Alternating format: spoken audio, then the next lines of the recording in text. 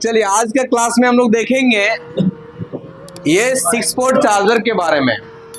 इसको बहुत सारे लोग आई चार्जर भी कहता है ना, क्योंकि इसका डिस्प्ले में हमें वोल्टेज एम्पियर दिखाई देता है।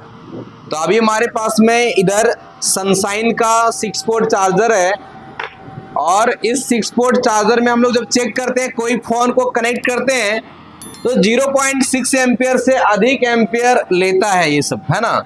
इससे कम एम्पियर लेने पे हम समझेंगे कि इसका चार्जिंग का लाइन ब्रेक है या बैटरी वगैरह में कुछ प्रॉब्लम है या चार्जिंग ऐसी वगैरह में कुछ प्रॉब्लम है, समझे कि नहीं।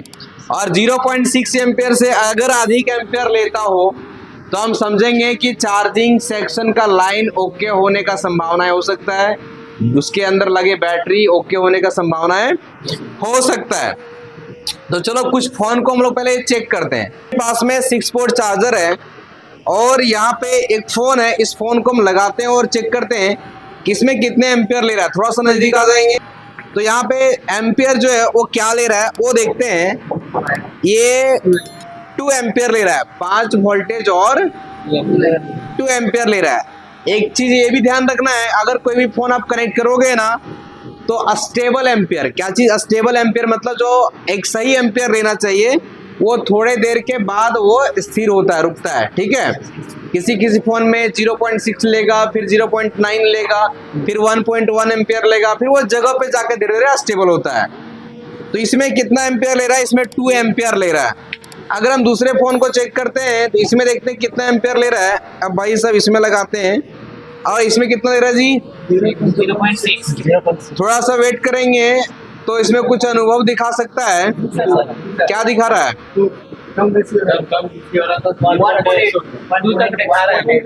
1.8 हो गया, मतलब धीरे धीरे ये जगह पे स्टेबल हो जाता है।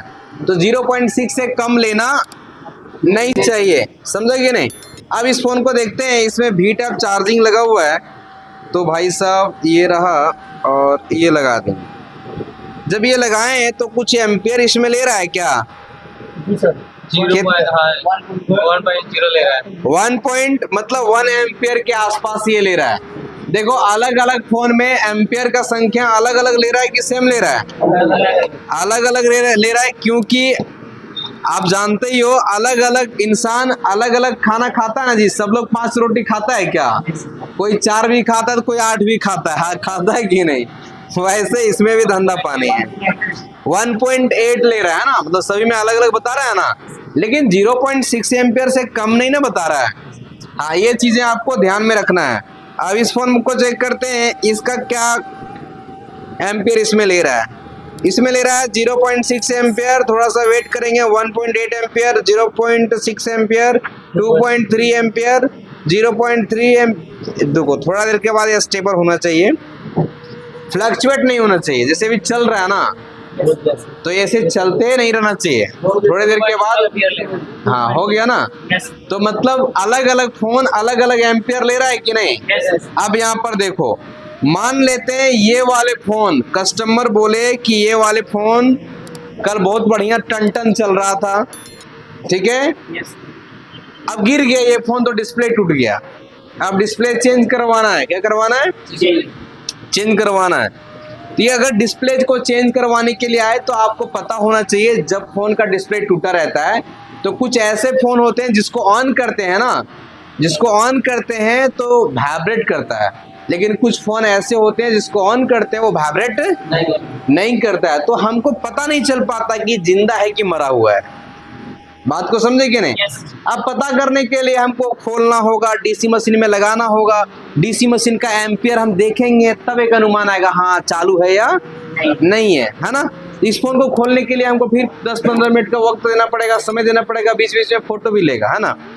तो अब ये जो मशीन आ गया हमारे पास, तो इस मशीन से हमको तुरंत कस्टमर के सामने फोन खोलना नहीं पड़ता है, हमें एक आइडिया आ जाता है कि भाई ये जिंदा है या मुर्दा है।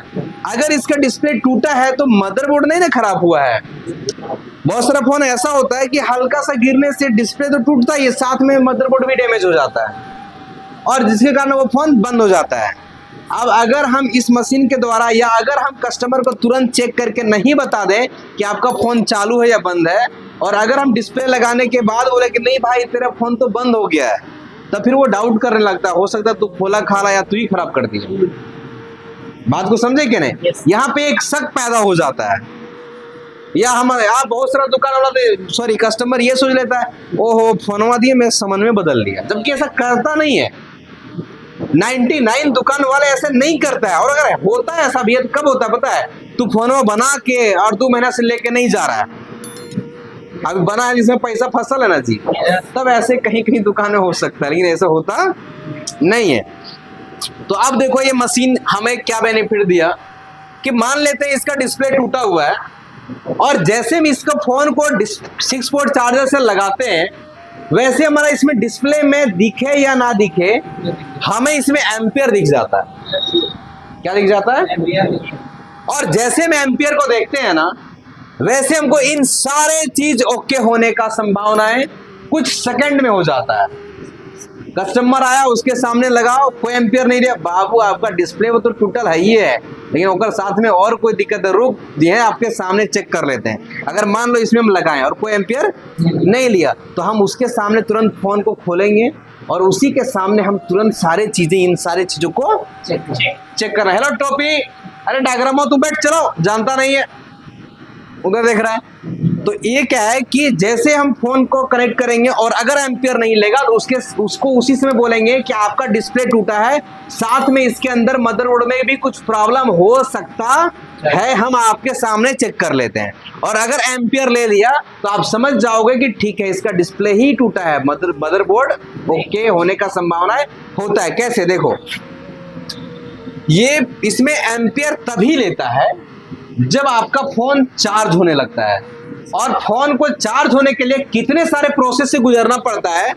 सबसे पहले वोल्टेज चार्जिंग जैक में जाएगा, चार्जिंग जैक ठीक होगा तो वो वोल्टेज सब बोर्ड से मेन बोर्ड में जाएगा, और मेन बोर्ड में अगर प्रोटेक्शन लगा है तो ओबीपी आईसी ओके होगा तो यहाँ से वोल्टेज पास होगा।